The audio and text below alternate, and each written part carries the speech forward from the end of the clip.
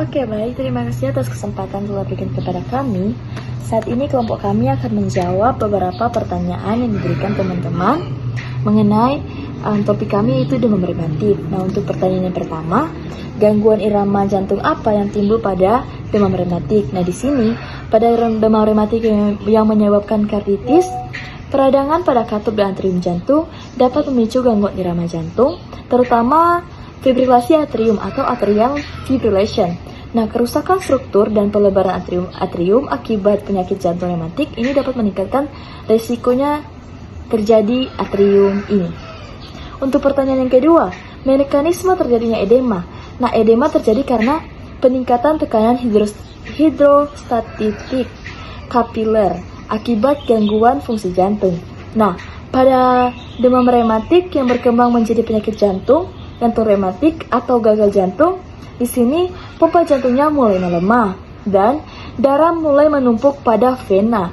Kemudian terjadi tekanan pembuluh yang sudah sangat meningkat dan sehingga terjadi cairan terdorong keluar ke jaringan dan terbentuknya edema.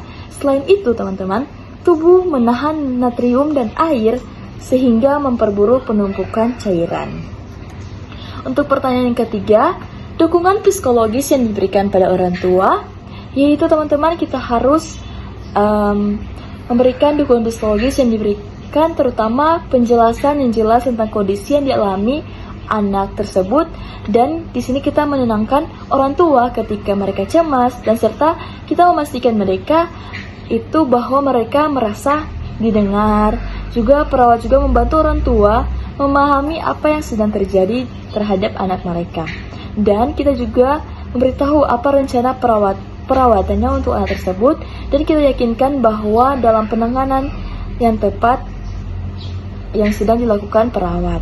Dan dukungan lainnya adalah memberi kesempatan bagi orang tua untuk tetap terlibat dalam perawatan sederhana sehingga mereka merasa lebih tenang dan tidak merasa kehilangan kontrol. Untuk masalah psikologis yang sudah sangat berat, kita bisa lakukan pergi ke ahli psikolog. Oke, baik. Untuk pertanyaan selanjutnya akan dijelaskan oleh teman saya. Baik teman-teman, sekarang kita akan menjawab pertanyaan nomor 4, yaitu dengan pertanyaan dari Helena. Karena Helena notis dari topik kami yaitu kejang rematik. Sebenarnya itu bukan kejang rematik, tetapi topik kami adalah demam rematik. Tapi tidak apa-apa, di sini untuk pertanyaan itu mengapa pada demam rematik bisa terjadi kejang. Nah, kejang bukanlah manifestasi dari demam rematik.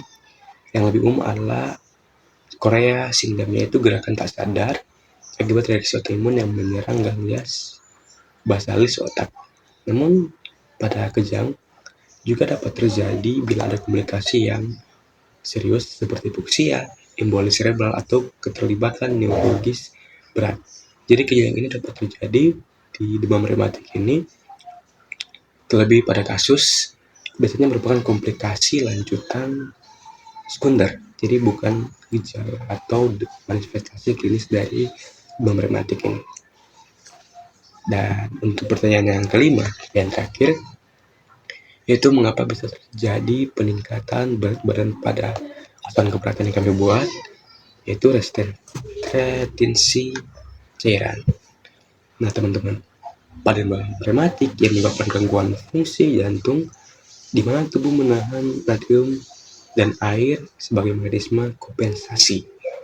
Nah, penahan cairan ini menyebabkan retensi cairan sehingga berat badan meningkat bukan karena lemak dari kita, tetapi karena penumpukan cairan yang ada dalam tubuh kita dalam asuhan keperawatan atau pada ASKEP, yang dimana kenaikan berat badan harian adalah indikator penting dari penumpukan cairan dan perburukan fungsi jantung.